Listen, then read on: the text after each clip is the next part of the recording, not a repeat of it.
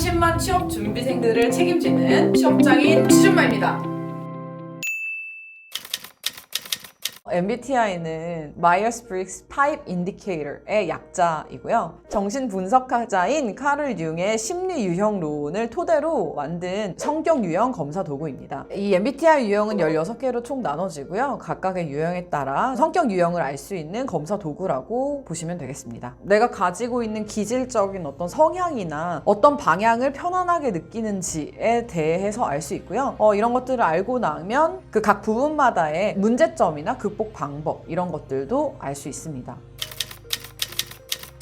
MBTI를 물론 이제 뭐 심리 검사여서 이제 그런 심리 테스트인 것처럼 이제 생각하시고 실제로도 아무 신빙성이 없다고 이제 나와 있는 그런 기사나 글도 있는데요. 물론 이 MBTI 유형만으로 모든 거를 결정할 수 있는 것도 아니고 모든 내용들을 다 파악하고 알 수 있는 건 아니지만 나에 대해서 근본적으로 조금 파악하고 이해하는 데 도움이 많이 되고요. 내가 어떤 스트레스를 받는 요인이나 환경에 대해서 분석할 수 있기 때문에 그런 부분에서 굉장히 큰 장점이 있다고 보고 있습니다. MBTI로 알 수 없는 건 사실 그 관심사나 분야에 대한 선호도 이런 것들을 알기가 어려운데요. 저는 이제 상담을 하면서 평소에 어떤 걸 좋아하냐, 뭐를 많이 보냐 이런 것들을 같이 좀 보는 편이기는 해요.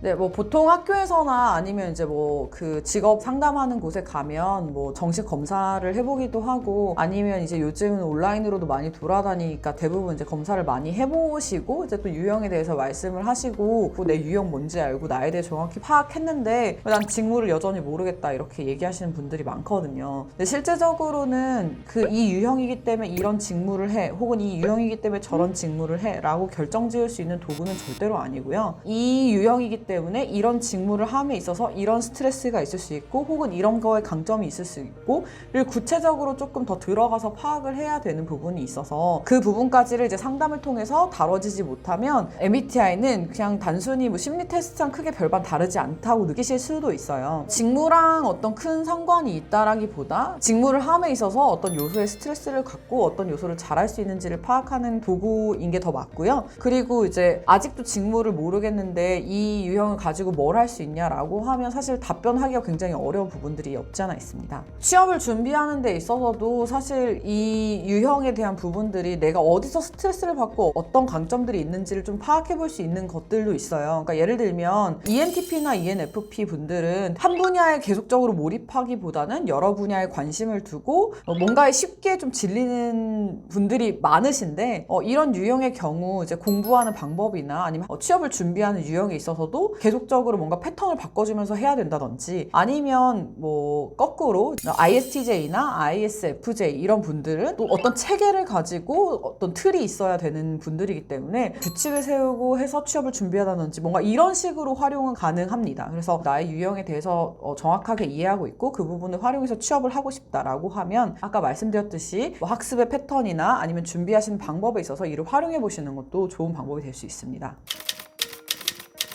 예를 들면 코드가 이제 S하고 N이 나눠지는 부분이 있는데 이제 S는 현실적이고 굉장히 그 수치적이고 구체적인 지표로 상황을 파악한다면 N 코드를 가지고 계신 분들은 개념적이고 사실적으로 보이는 그 이면에 있는 어떤 느낌이나 좀 더 감각을 활용해서 상황을 분석하고 처리하는 이제 그런 다른 유형이 있어요. 근데 사실은 내가 S 코드를 갖고 있다고 해서 이 유형이 보여주는 게 뭔가 잘하고 못하고의 능력치를 보여주거나 이 유형은 좋고 이 유형은 나쁘고를 이제 구분하는 이런 개념이 전혀 아니기 때문에 능력과 어떤 잘하고 못하고의 부분과는 전혀 상관이 없습니다. 먼저 그러면 나는 이제 생각하고 뭔가를 만들어내고 새로운 걸 창조해내고 이런 것들을 굉장히 즐기는 유형이다. 그런 분들이 꼭 마케팅을 하면 잘한다 라고도 말씀드릴 수 없는 게 또 어쨌든 마케팅 내에서도 굉장히 많은 직무 내용들이 있잖아요. 뭐 예를 들면 분석을 해서 그 분석 수치를 가지고 고객의 유형을 파악한다든지 분류를 해야 된다든지 이런 작업에 있어서는 굉장히 꼼꼼하고 또 체계적으로 뭔가 순서를 따라서